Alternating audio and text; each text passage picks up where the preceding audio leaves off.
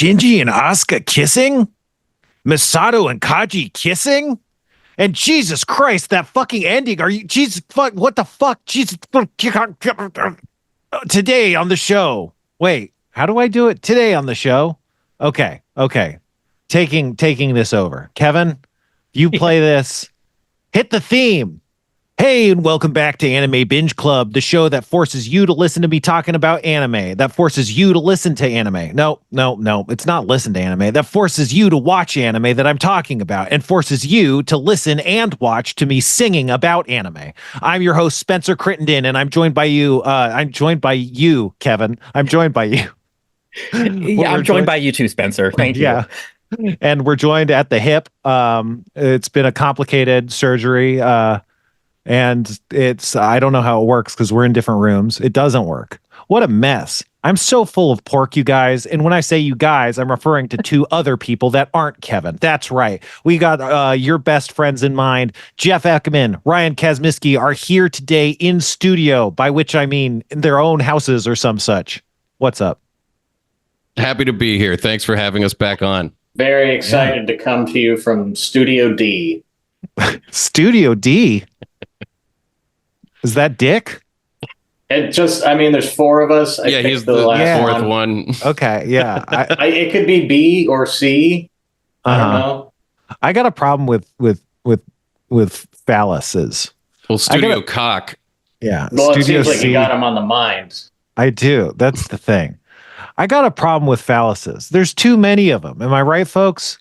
Oh, boy. I'm here all week. Man, I don't know about this energy. I think okay, so it's not 5:30, the time where we normally record the show when it's on a Sunday. And I'm going to blame that and not anything else. But it's time to stop doing anime blame corner and start doing anime binge club. Jesus Christ. We should just delete But it was a school idea. It's astrologically maybe it fucked. should be class. Yeah. It's astrologically fucked. Mercury's in centigrade. If we waited just an hour, the vibes would shift. It's 4:45 on a Sunday, and I'm totally discombobulated by it. It's 4:45 on a Sunday. But by my microphone smells like a beer. No, by 5:30. But wait, it was daylight savings time. Yeah, so this it's actually 5:45. We're right on time. Okay, this is fucking with my head. Maybe now I don't have an isn't real. excuse. Yeah, I mean, but my tarot spread is all over the map, and that is real. And so are fortune cookies, folks. That's important. What a podcast! What the fuck is going on, Kevin? Tell us what's going on. Okay, so what's going on is this is Anime Binge Club. We're going to be discussing an episode of Eva. But I have some big news, actually. I don't know, this doesn't normally fit our format here. But I just wanted to announce to the entire world as soon as I possibly could that I beat Spencer at Magic. And not just did I beat Spencer, but I kept giving him handicap after handicap. Like I was like, okay, Spencer, I'm going to let you see my entire deck as I'm playing, okay? And I showed him all my hand. I showed him everything. And then I even let him suggest moves for me, and I still won. Mm. And I'm just going to live this moment inside of me for the rest of my life now. Kevin's going to retire from Magic with a 1-0 record, a perfect record. Exactly. Yeah. In an episode that has aired by the time you're hearing this, I would expect. No, that's not even what's going to happen. No, it's going to air before. In an episode that will air in the future, I gave Kevin a Magic deck because Kevin was in LA and I saw him in person and I gave him a deck and I taught him how to play and we were supposed to film it and I didn't want to because it was a technical nightmare. But we played Magic. I taught him how to play. He claimed to have fun and he beat me. Yeah, like you were saying that you played with your hand revealed. So, we could talk about things. There's a lot of ways to teach people how to play Magic and most of them are wrong, but the right way is the way I do it. And I won't get into that because the show hasn't covered manga, and it hasn't covered a manga called Destroy All Humans. They Can't Be Regenerated is, I think, the name of the manga, which is a manga about Magic the Gathering that really exists, and people like it. I haven't read it, but that's not what this is about. I thought you were going to be like, the way I teach people is by letting them win and revealing to Kevin that you had actually like puppeted him into winning in a way. Well, I mean, that was part of it. I don't even care if you let me win. I'm still taking this to my grave. I won. You won one game with Spencer. That's all that matters to me. I don't care if he rigged the entire, like, you know, the shuffle was all faked. I don't care. No, just it's like one-on-one with Michael Jordan. That's exactly what I was thinking. Like, this is like having Michael Jordan teach you basketball, and you still somehow come out a point ahead at the end of the game. On him. I don't care if he was going easy on me. I still won, and I'm going down undefeated. This is like Aaron Carter's hit single, "How I Beat Shaq." Are you guys familiar? I used to know that whole song. It's like boom, boom. I put it in the hoop like slam, slam. Heard the crowd screaming all jam, jam. It's weird, and I'm telling you the facts because that's how I beat Shaq. All right, folks. This is too good of an episode of Evangelion to not talk about, you know, right? Isn't it? I don't know. I think like a lot of this episode was like not bad, but I was like, not a lot happens in this episode. And then like the end is like, holy shit. Like, what were you going to say, Jeff? Just like within a show that is entirely about daddy issues, this was like an episode entirely about daddy issues. Like, you know what I mean? Yeah, absolutely. It's like the thesis of the show or something. And this episode like embodied it more than any of them. Mm-hmm. Yeah, I like how it's like I've dipped my toes into this. My level of what is going on started off really high, has come down, and then in this episode, it just shot right back up again to, oh my God, what is going on here? Mm-hmm. But I like this episode, but this was one of the craziest ones I think we've had so far. Yeah, absolutely. Ryan, thoughts? Oh, I thought it was really great. I really loved it was hitting really hard for me thematically on a lot of levels. I loved a lot of the art. We got a lot of new art this week. They reused a lot of art again too, but we also got a lot of new art, and a lot of it was really great. And all the relationship stuff, the way that we'll get into it, but there's sort of this like young kids and older people having messy relationship discussions, like back and forth. And that was all really fascinating to me, and I thought it was touching. I also just wanted to say that, like, I just love the vibe of the show so much. I know I've said that a bunch of times, but like it had been a few weeks since we last watched an episode. And as soon as it started, I was like settling into my chair, like, oh man, and starting to think like, man, I wish it wasn't only 25 or whatever episodes. I wish this was going to go longer. Like I want this to go forever now. Well, there's movies. So, you know, we'll probably dig into those. I can get my wish and be careful to an extent. What I wished for. Yeah, I like the movies. People have a lot of opinions on the movies. I wanted to mention that, I mean, maybe we'll get into this more, but that Ryan on the last episode we did, he was like, oh, you know, it seems like they're setting up for like reveals that reveal like not all is as it seems or whatever. And this is like the first real hammer strike of that. Like, okay, yes, no. Things aren't what they seem. Shit is going weird. Like, I don't know what it is. I don't know what's happening, but something. And then the episode ends, and it's great. But yeah, I don't know. I almost kind of want to go out of order in this episode, but maybe not. But first, let's start with just the general recap. What even happens in the recap? I mean, the first thing that happens is Kaji is doing some snooping. He's talking to seemingly an informant, and that segues into like Asuka is like maybe going to go on a date, and what else? So then like there's just kind of like some school scenes, and then there's a big wedding that's happening, and while the wedding is happening, there's also a funeral, and after the wedding and funeral, there's some like romantic moments per like kind of a little bit between Kaji and Misato, and also Asuka and Shinji. And then it's revealed that Kaji is doing some big spying, and Misato finds that out. And then There's a big crazy twist reveal, or not twist, I don't know. There's a big reveal that's kind of a reveal, and it's kind of like, well, what is this even revealing? Like, it's not super clear, and maybe we'll find out more. And that's what a great recap for a great episode. The vibes are immaculate. I love that Misato was like at the finale, I can't believe there's more to Nerv than I originally thought. And I was like, come on, Misato. Are you serious? Like, you thought that you knew all the secrets and that it couldn't have gone any deeper? Well, it's like she knows she doesn't know all the secrets, too. It's like very clear that they're not allowed to know all the secrets. Right. Like that's in the book, like in the handbook. Well, she was down at the terminal dogma. Exactly. Down at the bottom of the 2008 meters below the central dogma. Yeah, which is already deep. Right. And the central dogma is probably pretty secret, too. The central dogma got referenced in, I want to say the last episode. And probably before. I think it was also in the episode before that. I had definitely heard the term before. Yeah.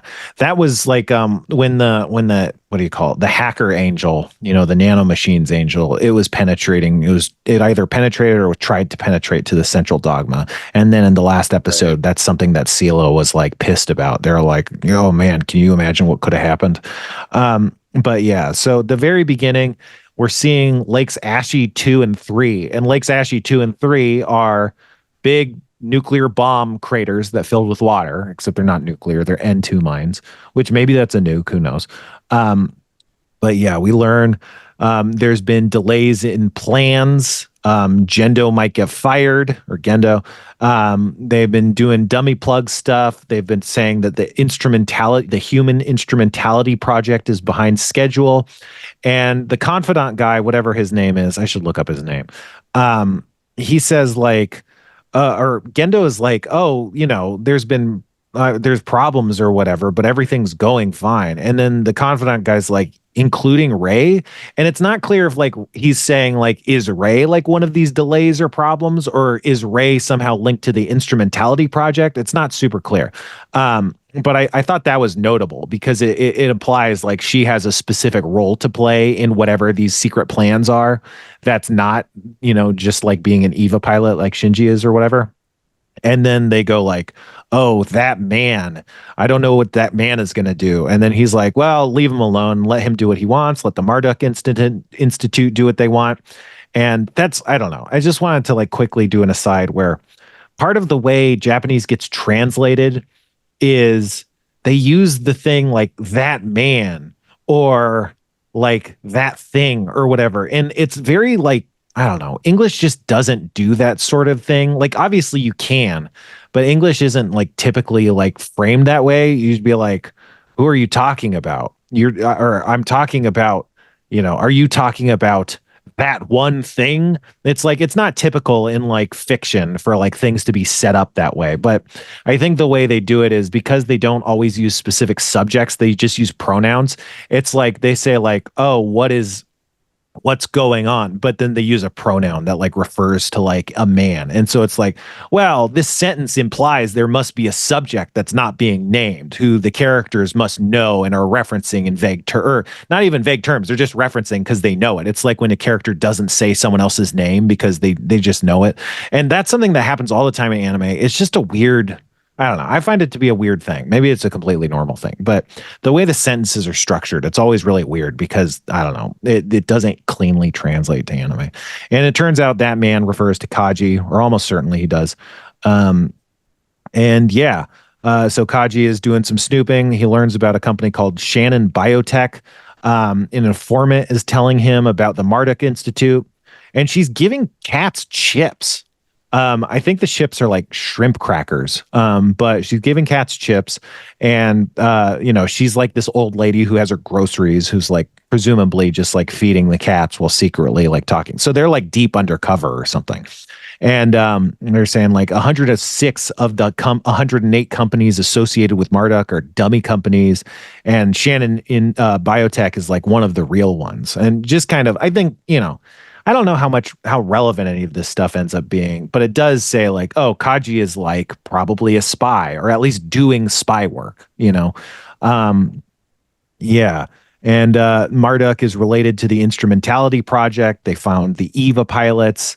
And yeah. Oh, let's see. I think like it also sets up in that he's like investigating Nerv. Again, it doesn't say that he's a spy straight up, but I think the presence of that informant kind of implies like, oh, this is spy work. This isn't just a lady who we got to meet him, secretly. This is like a lady who's deep undercover and is also doing like spy work. That's the way I think it's set up. Did you have any thoughts on like what that was kind of setting up or whatever? Obviously, it kind of comes around towards the end, but just in that moment. Yeah, I just pulled up my subtitles flat out translate what she's saying as your job is to spy on Nerv.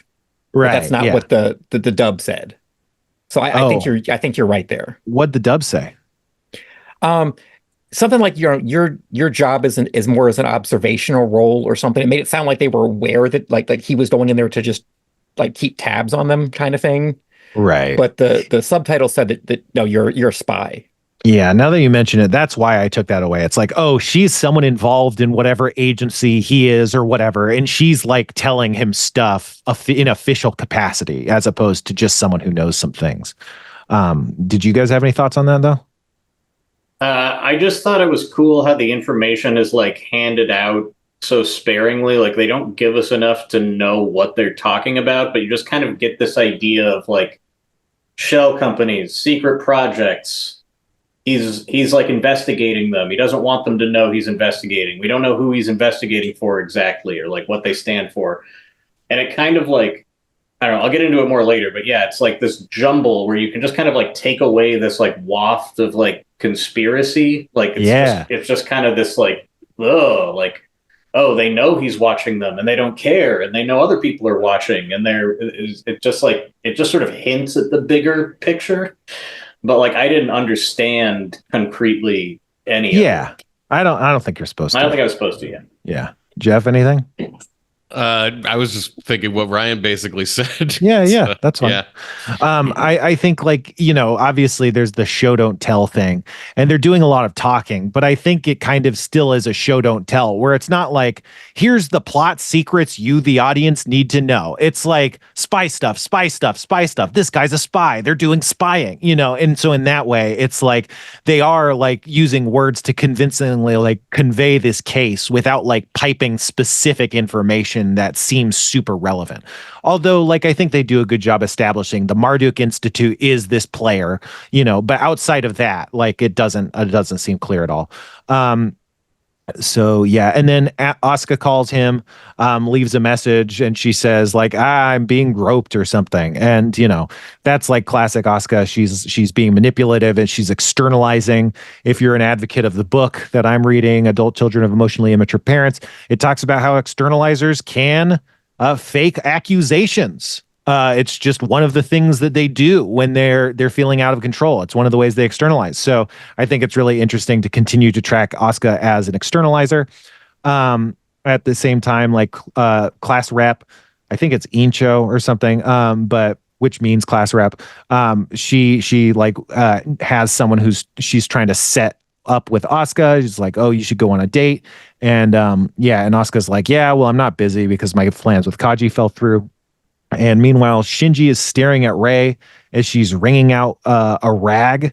It's interesting because later on, Shinji is like, oh, you're kind of like motherly when you wring out that rag. But that, like, I don't know, like watching that scene, that's not really how it reads to me. Like, she's in a weird posture. To me, it just looked very strange. And even his attention to her felt very strange. Like, obviously, I trust the plot that it's like, oh, that's what he meant. But in that moment, it seemed like he was like, what the fuck? Like, what is that? But, it's revealed later that he thought she was being motherly or whatever. Any thoughts? That's a pretty quick scene. Probably no thoughts there, but any thoughts there? I just read it as like adolescent attraction. Like he's like definitely watching her kind of do this tactile thing and he's sort of fixated on it. And then even like his reading of it's like, you're kind of motherly is like, so he can get into like, maybe you'd be a good housewife someday. That whole elevator scene is it was unclear if he wanted her to be a motherly figure to him or if he wanted like a motherly figure like I'm looking for in a woman or, as like somebody who could mother children and be, keep house. I don't know. Yeah, I think it does make sense that it's if it's just like, oh, he's having awkward feelings that he doesn't know how to place, and so he's doing his version of like awkward flirting, and maybe in Japanese culture, especially at the time, maybe that was like, oh, women should be motherly. This is a great compliment you're paying, or something. Whereas I think if you said that to like a 13-year-old kid, like I think they'd be like, that's a weird thing to say. But well, and she really doesn't think of herself in that way at all. So I think that's it, is like the idea that you could be nurturing, and it's like, that's not me, I'm crass or whatever. Yeah, I'm otherworldly. I thought that was kind of like such a gut punch where he's like, you could be a good mother someday, and she said, don't be ridiculous. Yeah, because she knows she'll never get to have a normal life at all. That's not possible for her.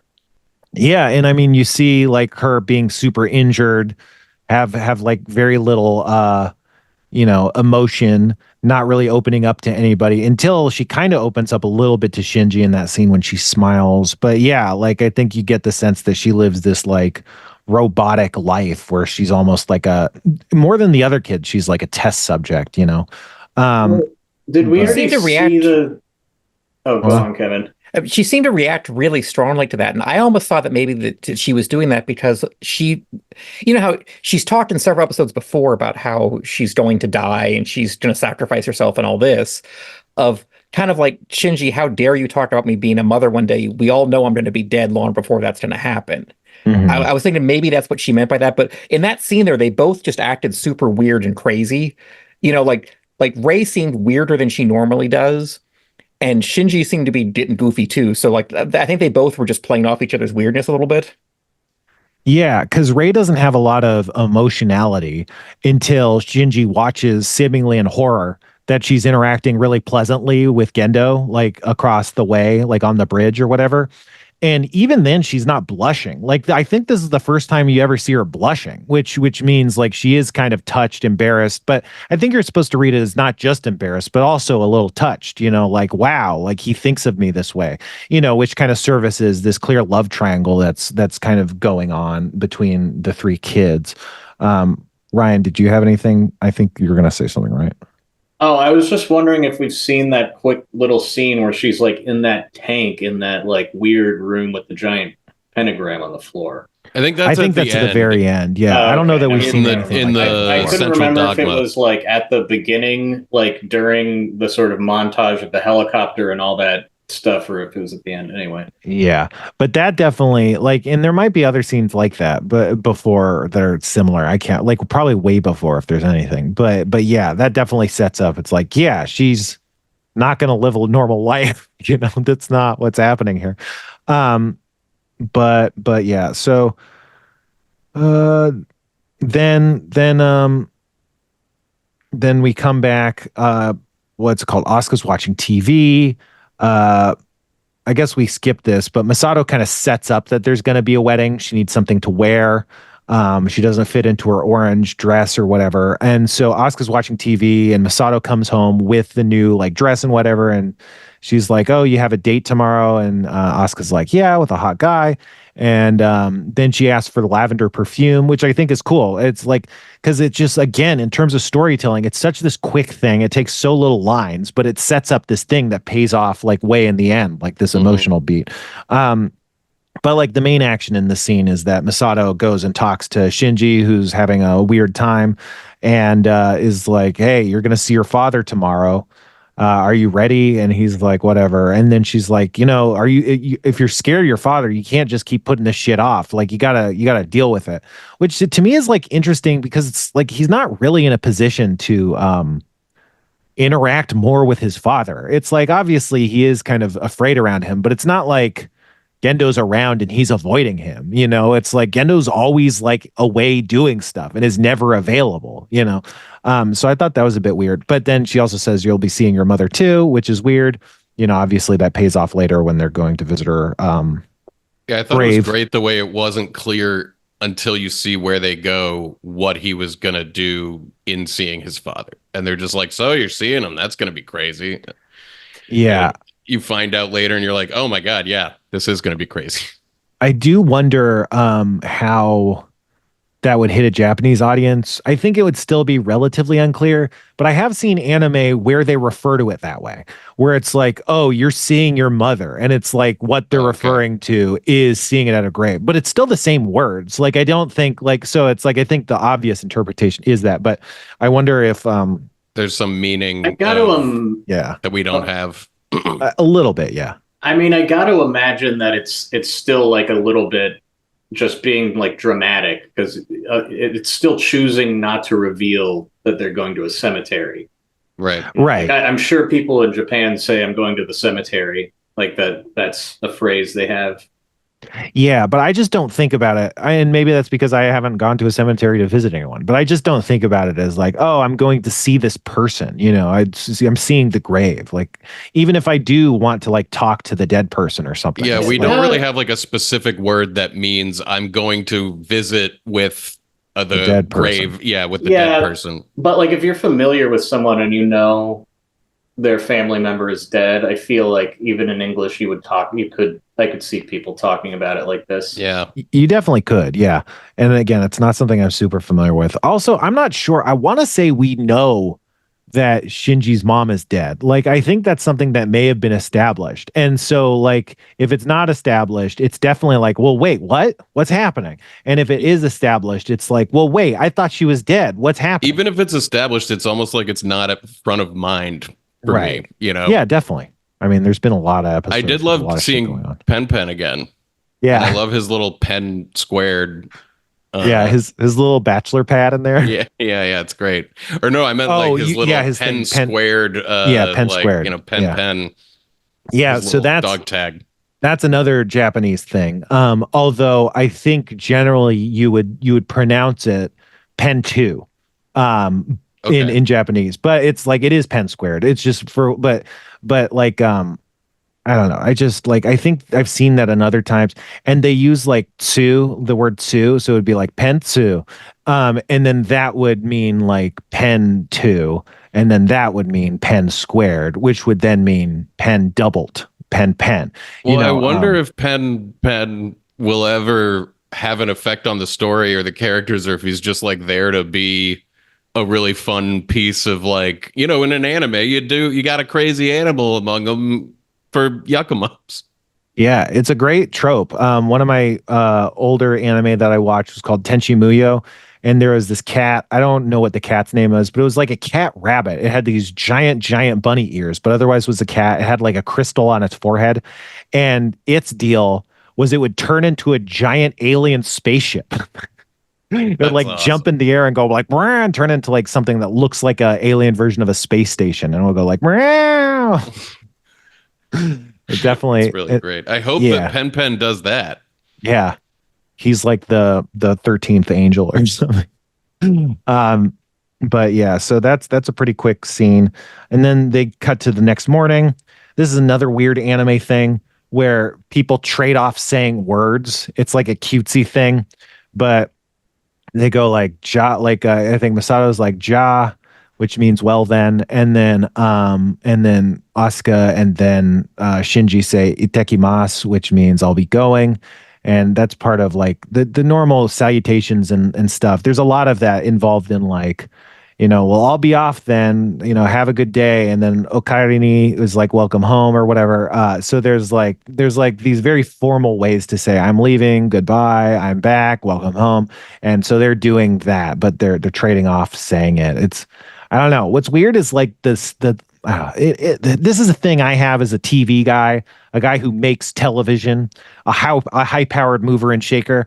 But I hate it when you're cutting between different people talking, or someone has an interruption in their dialogue or their script, and they pause so clearly. It's like, that's not how people cut each other off. You're not like, you don't pause and wait for someone else to cut in because they're cutting you off. You get cut off in the middle of fucking talking.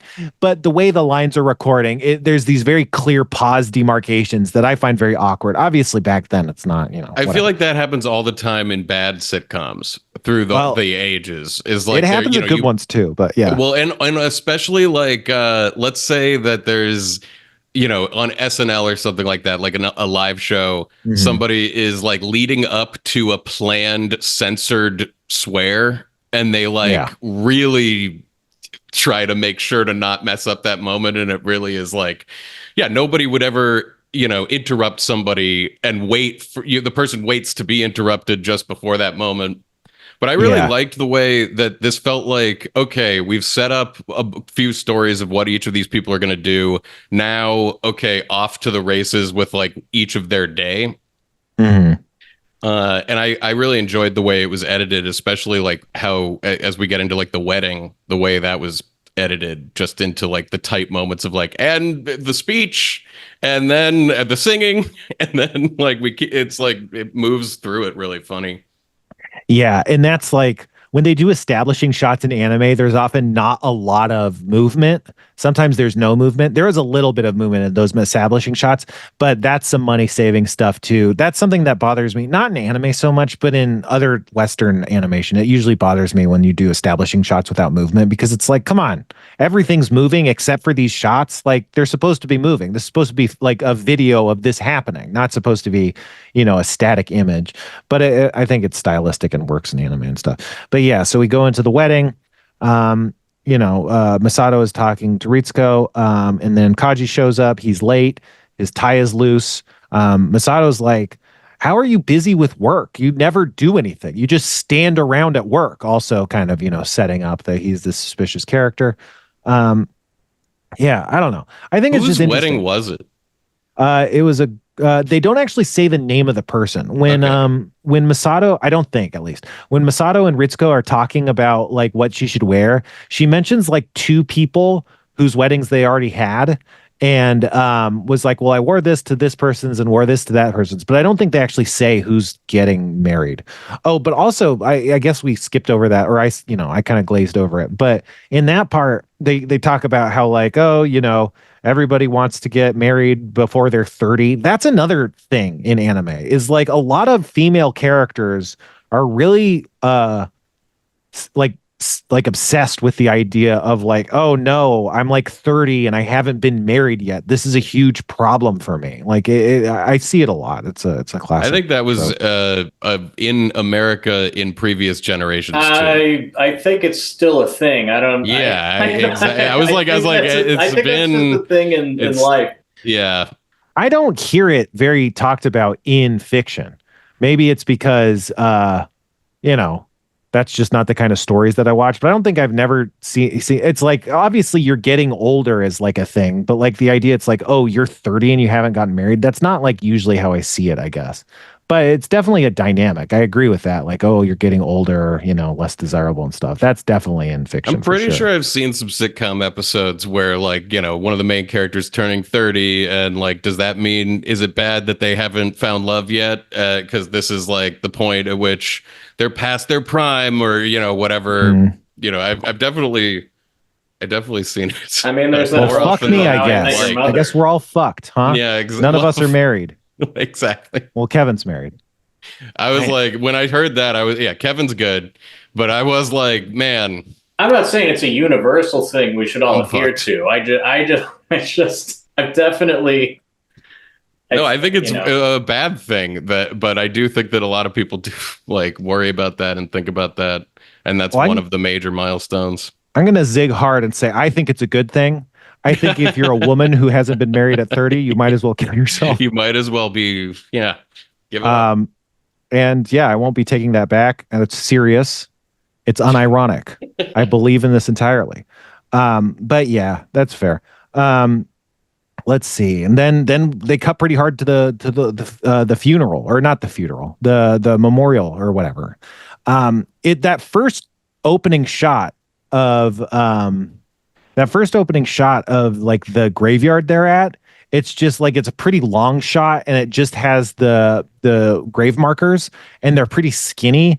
But in that long shot, the grave markers they're kind of cylindrical looking, and like it just like has this very alien look to it. You're like, what are we looking at? Until it kind of punches in. Like, it really doesn't look to me like a graveyard until it punches in.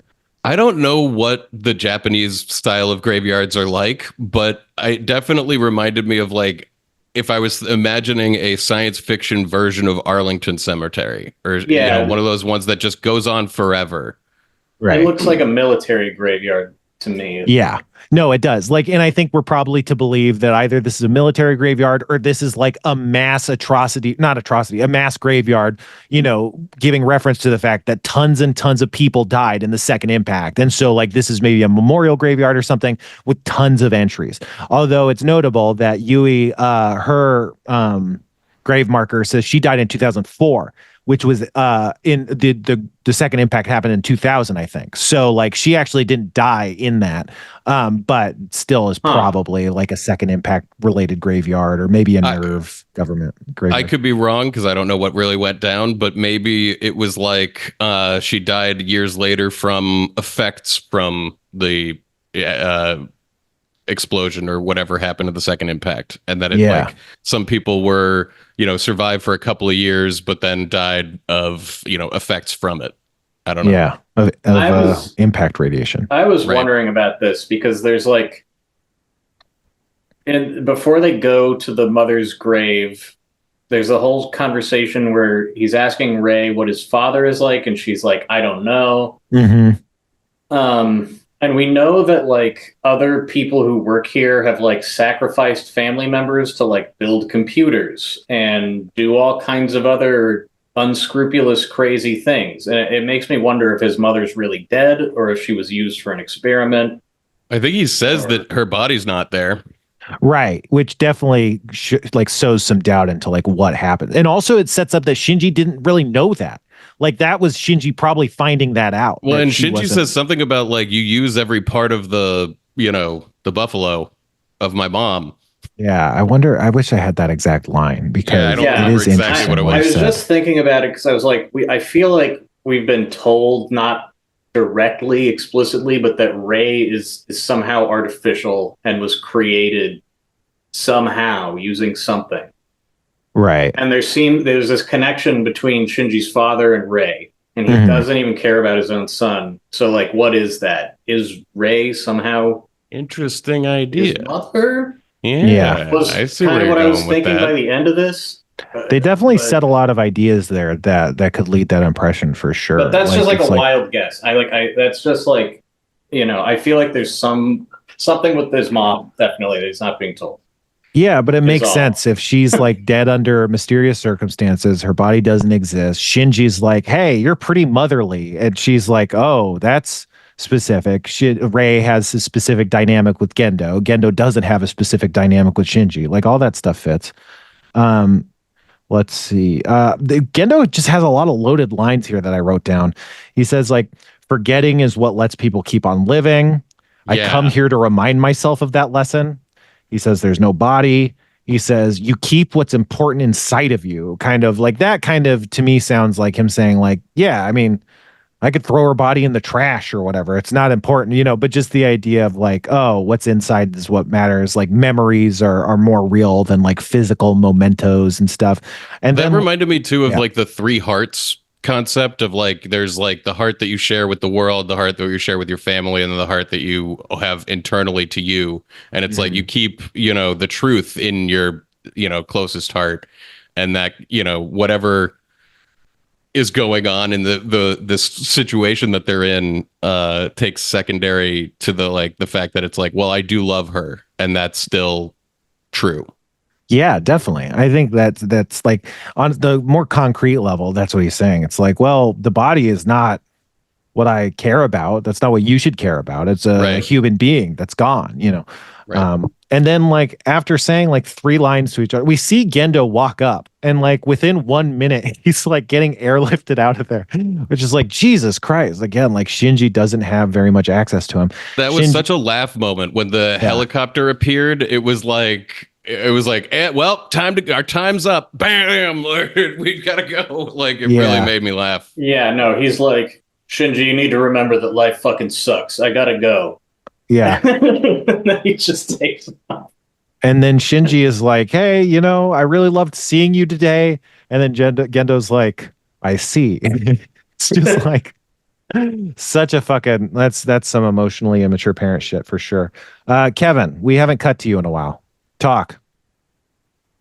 Yeah, no, I actually was really shocked by that last line there. When Shinji's like trying so hard to reach out to him and like, hey, it's really nice to get to see you, and he's just like, huh, is it?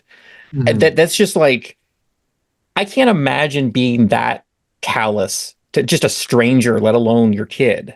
Yeah. So it's I'm sure there's a reason behind this, and like I have such respect for Spencer, who knows all the answers to these questions that we're asking and is keeping this perfect poker face as we're Mhm. speculating on everything here.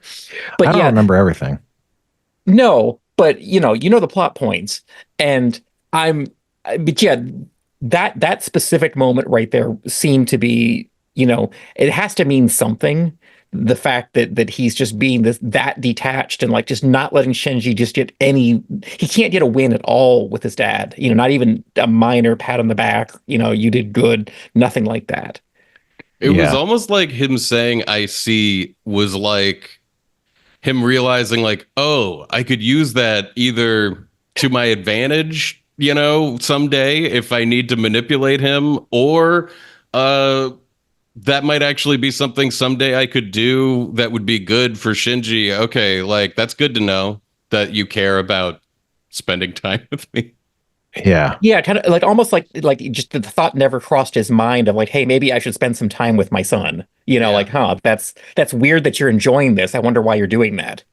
Yeah. I think it definitely lends that impression. I think like there's an argument that, especially at this point, I think when we had Cody on, he mentioned this, but like uh Gendo is probably the least human emotionally out of anyone, like even Ray at this point. Like Ray has like serious issues or something, but like Ray has opened up to an extent. Like no one has, like Gendo has no emotions. Like he just is like doing his thing and is like operating completely to do that thing. And outside of that, like he doesn't really reveal anything except otherwise, that like his specific feelings towards Ray as evidence when he's talking to her and then saves her from the when the unit zero goes nuts in that first time. That's like the only time we really see him with any emotion at all. Like he's definitely the most weird out of everybody in the whole show at this point, I'd say. Yeah. Let's see. So then we cut to Shinji playing the cello. I don't know what that song he's playing is, but it sounded memorable. Like it sounds like something I actually know. Like Yeah, I've heard I that song. recognized it. I don't know what it is though. Yeah. It was definitely very mournful sounding. It wasn't Pachelbel's canon, I know that. Well, that's one thing. I don't think it was Flight of the Bumblebee either. So that you can knock two off. That one. So okay, I think what else? What else? Beethoven's Fifth. It wasn't that. No, it wasn't that. To me, it sounded just like a mishmash of like several recognizable songs, but nothing you can actually place. Like it was just like a few notes of this, a few notes of this. So I played that section back a few times trying to figure out what it was, and I think it's just multiple different recognizable tunes just jammed together. Interesting. I'm looking this up. I also really like too, like this is sort of just a repeating thing with Shinji of this, but like, when somebody, when Ashta asks him, like, why are you still playing this thing? And he's like, well, no one told me to stop. Yeah, that's just like so Shinji. Yes, that's just so kind of like, almost something like would have used to establish him in like one of the first few episodes, but it's just it was kind of like, oh God, Shinji, why are you like this? Yeah, he's not a person. He doesn't take his own initiative.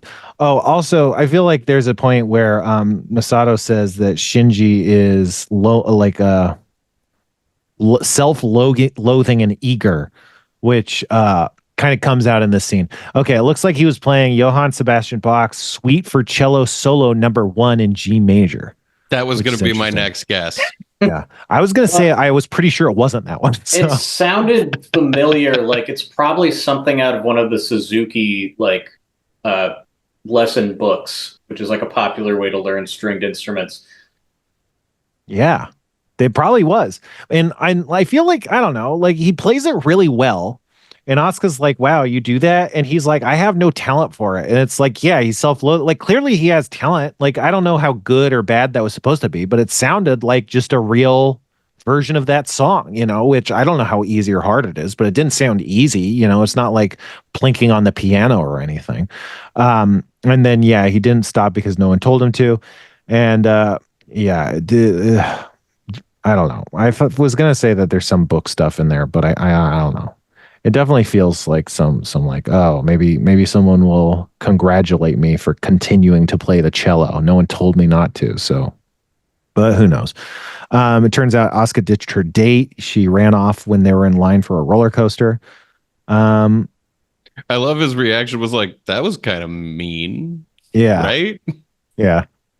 Which it was. That's not a nice thing to do. And it's like, no, it's not. It was mean. It's like, she probably shouldn't have gone on the date. Like, I guess she says he was boring or something. So like maybe she went in. Well, then say I'm not, say something. Yeah, Don't definitely. just fucking disappear. But that's definitely my style, is to Irish goodbye. So I gotta give her props for that. Defend it a little. No, it's bad. But it leads into externalizing. Like if an externalizer is feeling uncomfortable, they will just leave. They won't, figure out how to deal with that discomfort. Then back at the wedding, Kaji, we learned that Kaji and Misato used to live together. I think Ritsuko says that. So Kaji is doing this thing where he's kind of been flirting with Ritsuko a little bit, it seems. He calls her Richan a couple times, which is, kind of like a flirty way to refer to someone. And he gives her a gift. And then she says, like, don't dig too deep. It's not good. This is coming from me as a friend, which is interesting because like it sets up like she knows what's happening and she isn't going to stop him. Like she knows that it's not going to end well necessarily, but it's not like she's like, I need you to stop. What you're doing is bad. It's just like, I think this is not going to be good for you, which is and interesting. You saying dig too deep. I'm like, well, how much deeper can you dig than the terminal dogma? Right. Yeah, exactly. That's what it's setting up is he must have dug deeper than the central dogma to the terminal. Where the secrets live. Yeah. All the secrets. So, okay, where do we got? We got, then Asuka mentions, it would be bad if both of them stayed out all night. And then we had a quick shot of, you see, it's pretty vague, but it's just two people in the alley. And Misato is apparently throwing up based on what they hear later. And like Misato, Kaji's carrying her on his shoulders. She has her shoes off. She's sick. She's drunk. And she reveals she broke up because he reminded her of her father. She was scared.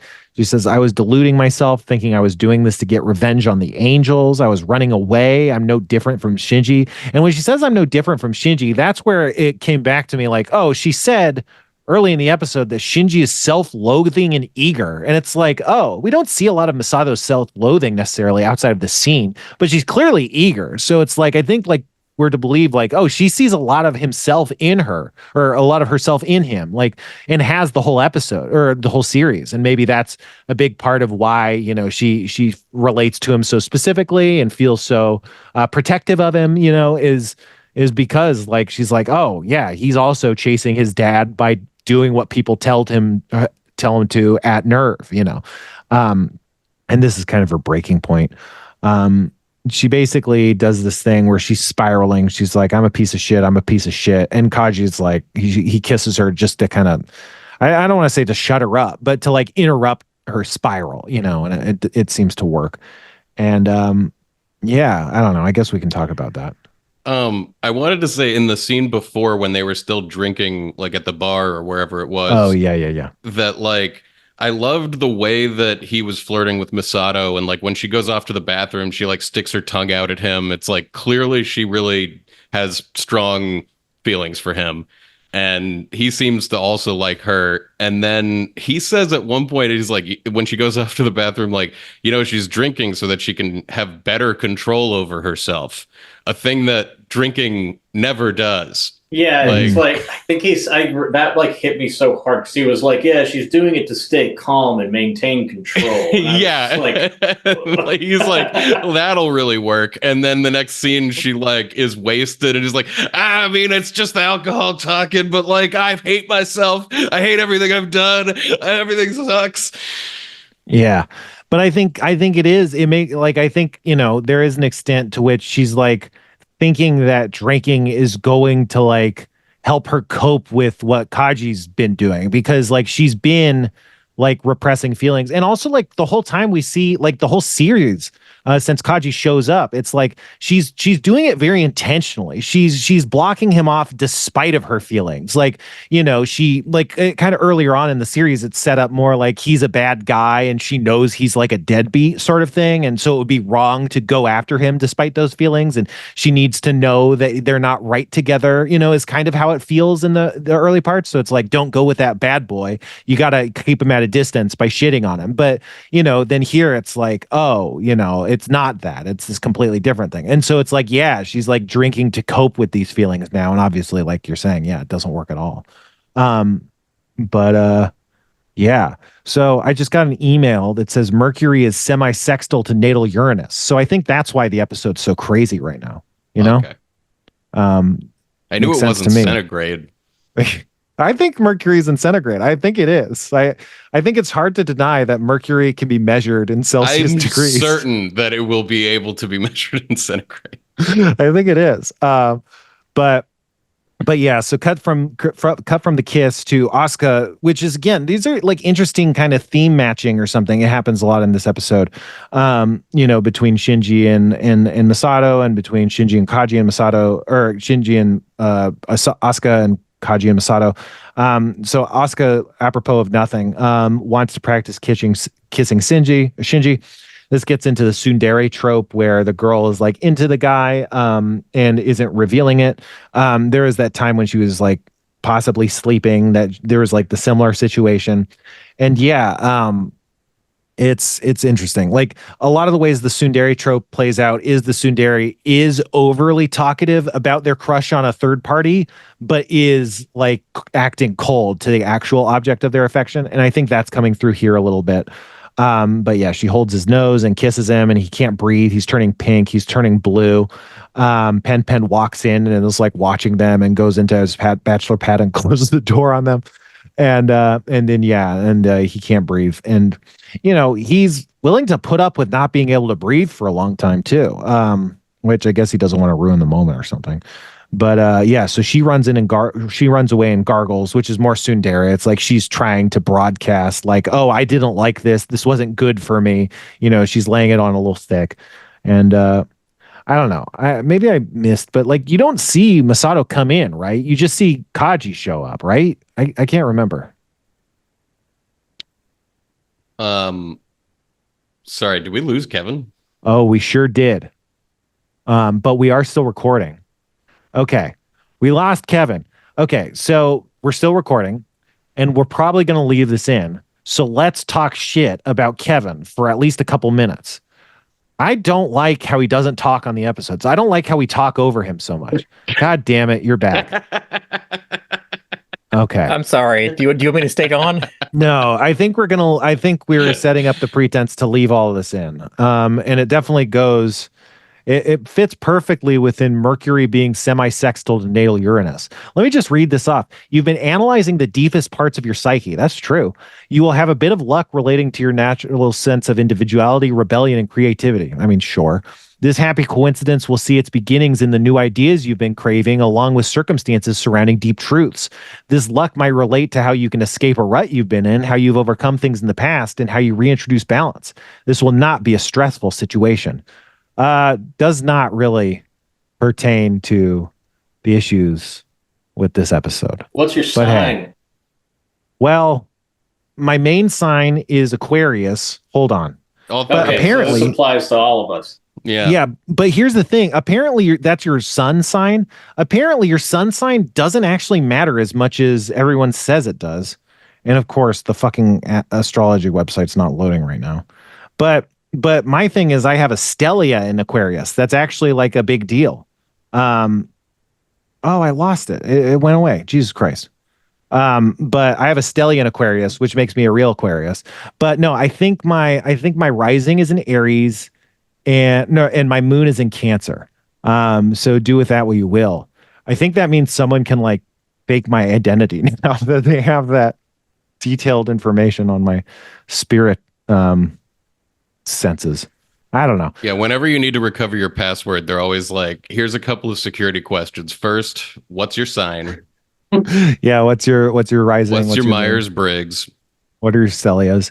I gave a tarot reading to Kevin, you might remember Maura Quint. I gave a tarot reading to her, and she did a astrology reading of me, and it was a lot of fun. But so I'm not super into astrology. It's very complicated. Astrology is very complicated. I don't know how much I can learn about astrology, but it is fun. It's cool, and I think it's real. I think it's more real than tarot by a wide margin. Just because like it's old. Like tarot's not as old as astrology, you know? Anyway, okay. Yeah, the stars existed before cards, I guess. I never thought of that. And they've been doing like astrology the whole time. Like it's like one of the oldest kind of like forms of mysticism or something. Like it really has a deep history. Anyway. I thought it was cool how when the kisses happened, how long that they on both of the kisses just stood still. Like the first kiss is always like this sudden, everything stops moment. And I felt like it came across in this great way. And the fact that Shinji was willing to sit there and, not breathe for a long time reminds me of like when I was in, with my high school girlfriend and I put my arm around her and then I was starting to get like my arm was getting circulation cut off. And I was just like letting that happen for a really long time. Yeah. It's very real. We're probably to believe that's Shinji's first kiss and maybe Asuka's, probably Asuka's. She wants to practice. Well, that's what's hilarious is like right afterwards, she's like, that isn't something that you do for fun just to waste time. And it's no, it's not. That's her pitch is it's a way to kill time. Like they need to kill time. So let's do it. It was just like such a that was so stupid. Yeah. And then Kaji shows up. Asuka grabs him as he like starts to walk out and is like, let's do stuff. And he's just kind of like, he's more cold and adult to her. Usually he's pretty like playful and kind of indulging her kind of whatever. And this time he's kind of like keeping her at a distance and being like, I gotta go, kid. And then she smells Misato's perfume and is like, oh no, anyway, you guys got any thoughts on those sequences? I love that just when she smells the perfume, she's bummed out. And then Shinji's like, why are you bummed? And she's like, because I kissed you. Shut up. Yeah, that's more externalizing. I thought it was just like really great because I felt like they were like mirrors of like, we get to see in that bar sequence that these three adults really are just sort of like aged versions of the kids we've been with who grew up in this confusing, awful system. And now they're like trying to fill these roles, but they're really just as confused and fucked up about their own lives as they always were. And then we get to see sort of like how that begins with like with like the kids, like having like chemistry between each other. And it's like the beginning of like a life almost. And I just thematically thought it was like great. Like that bar sequence, I was getting like Wong Kar-wai vibes of there's this like longing as they're like walking through the streets afterwards where it feels like they wish they could be together but they can't because they grown apart and for all these complicated adult reasons they don't need to get into so directly. I just thought it was good. And like it's the first episode that I feel like focuses on just like them living their lives. Like they're going to weddings, they're going to bars, they're trying to date. I liked both of them a lot. I thought there was a lot of good characterization and character development. Definitely. Yeah. And then it hits you with the big like lore, reveal at the end of it. Right. There's this one shot too in the bar where it's their reflection in like a wine glass. And I was like, that's a great shot. That like animation like blew me away. I was like, that's awesome. Yeah, they're a bit warped. I don't think I recognize that. I mean, obviously there's some parallels, but yeah, I think there becomes really clear parallels between Asuka and Misato, and then Kaji and Shinji, and then Ritsuko and Rei. I don't think I ever clocked that so specifically, but Kaji is obviously like so much more active as we see him.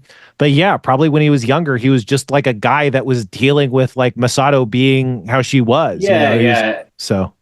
And I don't mean that like their characters are direct parallels, but it's like we kind of see both ends of the situation where we see these older people who are sort of reminiscing about the early days. And then we see like the early days for these kids who have no idea that in the future they'll be going to weddings and like, oh, we used to date and all this stuff. And that's just kind of where it took my head to.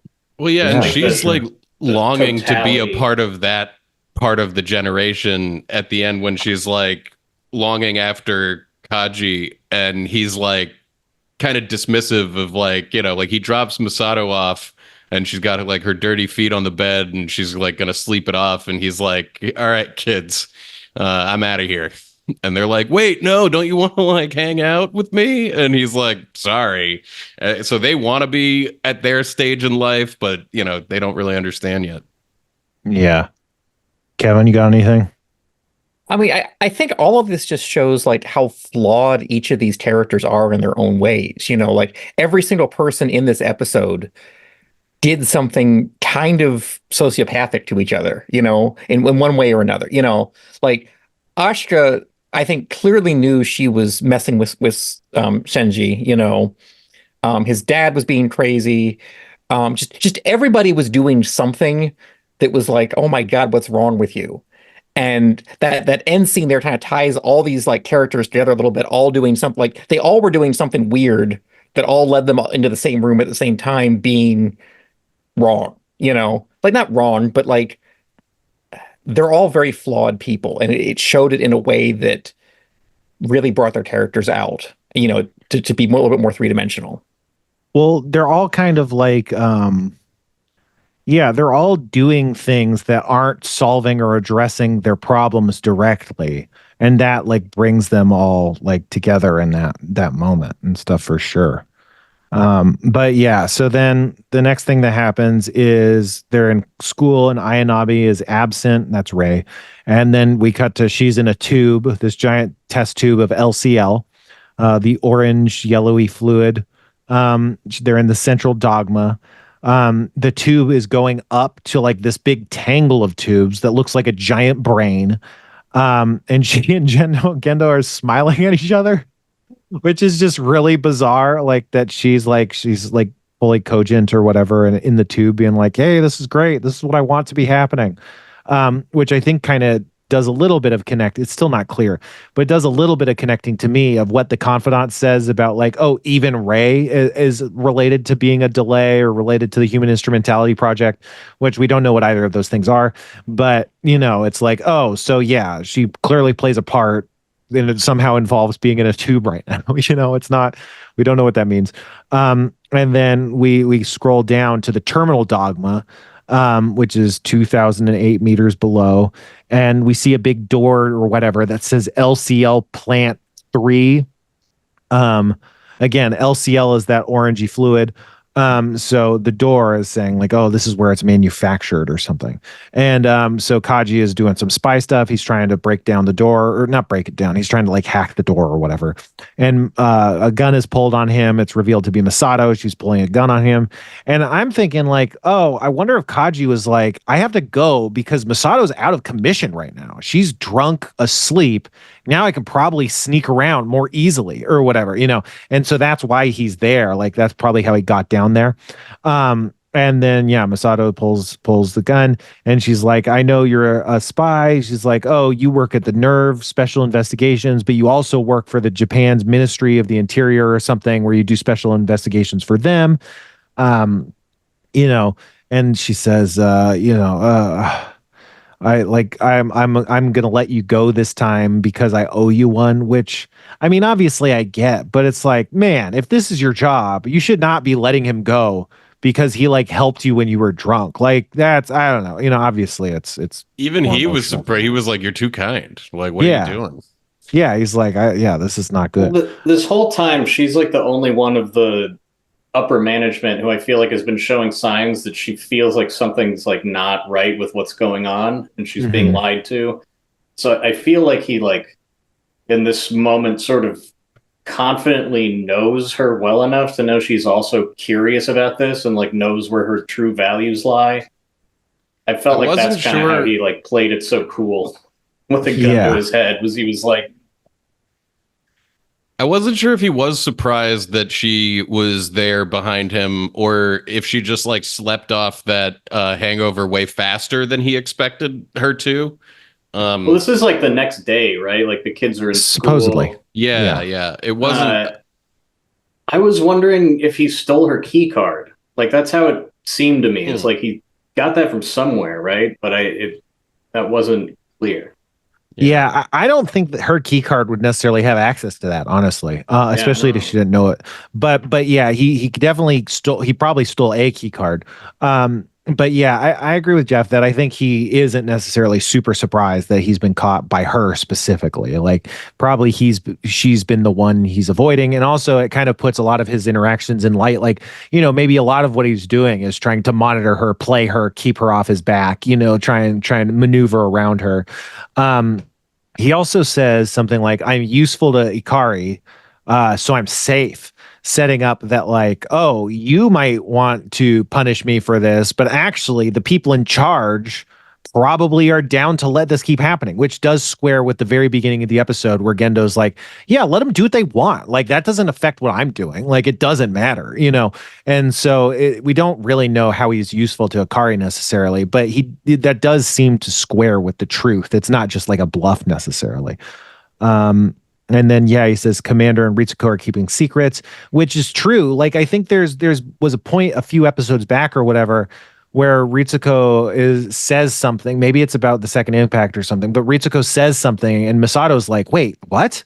Like, I was not privy to this. Like, and she's not like blown away or insulted by it, but it does set up that like, wow, like Misato is pretty high up in this whole situation. And like, you'd expect her to know everything that everybody knows, but it does set up this situation that she doesn't know this stuff.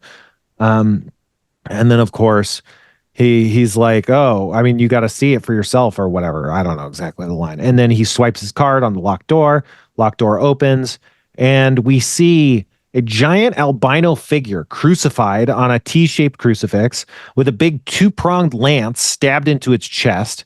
It doesn't have like lower legs, about where its like hips would be or something. It has a bunch of like bulbous masses with little legs growing out of it, almost like little like, I don't know, amoeba children babies or something kind of growing out of its abs.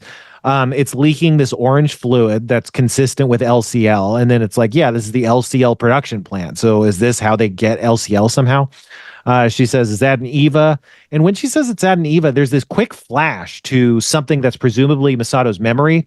I interpret it as like it's her seeing stuff falling apart in the Antarctica lab or whatever when she was a kid, and they flash to like the second impact happening. Like the lab starts to crumble and stuff. And so it's like maybe that's what she's seeing there.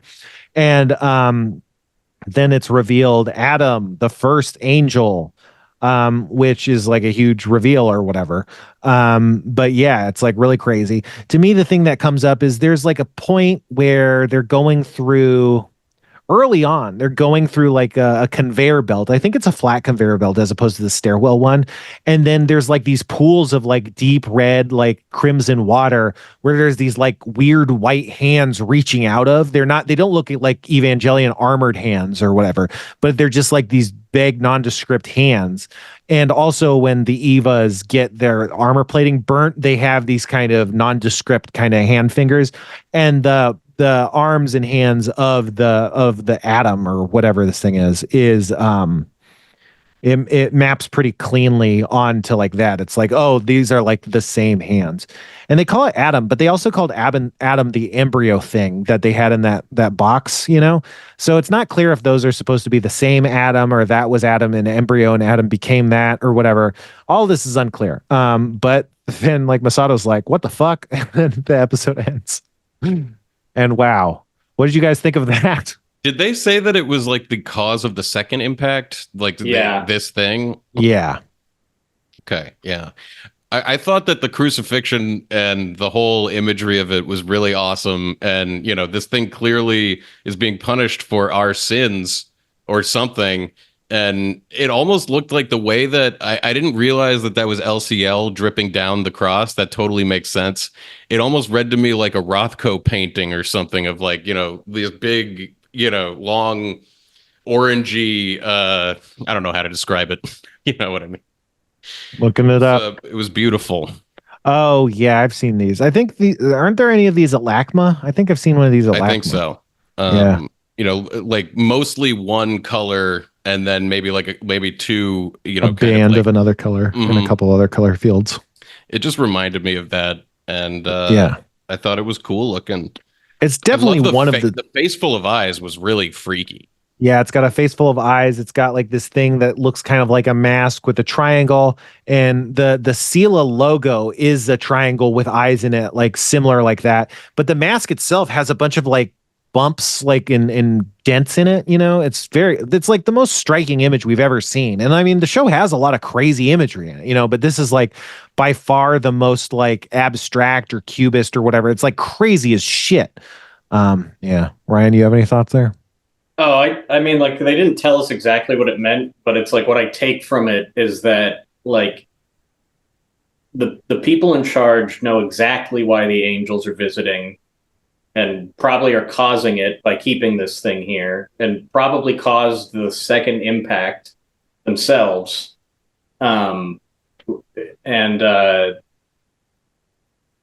Yeah, I mean, that's all I can really say. It's like, I know exactly what it is, but it's like, I was thinking the humans are basically the cause of like all of this catastrophe. Which squares with there was a lab. Yeah, like it was a meteor impact, right? And then it's like, no, there was this incident at the lab. And so a guy was at a lab and the shit happened. And hypothetically, it just could have randomly happened through no fault of anyone's own. It just wasn't a meteor. And then it's like, well, no, clearly this thing, it caused the second impact and they were there. So like they must have done something, So yeah. What were you going to say, Jeff? Just that it made me realize in a more visceral way that it's likely that all the Evas so far have been trying to get to that specific thing. Like it's sending out, like, I don't know, a emergency cry. And so things are coming to try to save it and get it out of the terminal dogma. Yeah, especially when you reveal that it's like, oh, the angels aren't just attacking; they're trying to drill into the geofront, and then it's like, then it's revealed in the last episode, if they penetrated the central dogma, what that would mean, and so it's like they're slowly building to like, yes, this is what must be happening, is they're trying to get to it somehow. It's a rescue mission. It's not like to kill Tokyo 3. It's they're trying to rescue their own or something. Yeah, Tokyo 3 is essentially a giant hostage. Like it's a hostage shield being deployed. Yeah, like a prison. Yeah. Kevin. Wait. Okay. Oh, Ryan, go ahead. Kevin will think about his answer. No. Okay. No, for me, for one, just the depiction of that was probably the most disturbing thing we've seen so far in the series, I think, by a long shot. Like everything else was sort of abstract and cartoony enough that even the spider angel was creepy, but it didn't seem realistic. It didn't seem like some kind of just eldritch horror, where this was just like, oh my God, this is disturbing. And I think this is really the first time I felt like, hey, Nerv might not be the good guys in this, or at the very least, this isn't just purely a defensive thing. Like there's way more going on than we've been led to believe so far. And maybe the people we're rooting for aren't the good guys. Yeah. So yeah, this to me told me more of the story, I think, than we've seen so far in anything, just for that very last scene. Yeah, it's such striking imagery. I mean, if you look at the colors, it's red, it's black, it's white, like white, not like light. I'm sure there's shading and whatever, but there's not like a lot of shading. It's such stark contrast going on, and it's not realistic. It's not in a context of a lab or a real world. It's just on black, and all of these things are telling you like all of this is fucked up. I mean, it's a crucifixion, And I think Jeff was talking about how, what was that movie? There's like a Scorsese movie or something where there's like Japanese like prisoners being crucified or something like that. Like Silence. Yeah. And so like, yeah, the idea that like crucifixion being this like Western imposed victimization of like Japanese people is like, I think they're kind of tapping into that, like almost like a Twin Tower imagery sort of thing, like meant to be all like, this is some extreme shit. Obviously Jesus, his crucifixions are extreme on their own, but all of these things are telling you like, this is very wrong. Like, and it's just very unsettling. The distortions of the form, like it has like covering its neck, it has these two like rolls of fat, almost like just this grotesque bloated situation. It's all just really fucked. Ryan, did you have anything? Oh, I just wanted to say like the whole episode to me was like so poignant because it feels like this commentary on like we all live in this like awful machine, the purpose of which is completely secret and actually probably puts it at great risk. And like we're all busy like living our lives, like trying to get married and like just figure out what it means to be human. And meanwhile, there's these like psychopaths like Shinji's dad who have been exposed to some power beyond imagination that has, I'm like assuming a lot here because I haven't seen the rest, but it's almost like because they're aware of this reality, the reality everyone else lives in like doesn't fucking matter at all. And like because this reality exists, like fuck everyone else. Yeah, it's like if none of this was going on, there would just be weddings and times to go get drunk and date and be human. Yeah, exactly.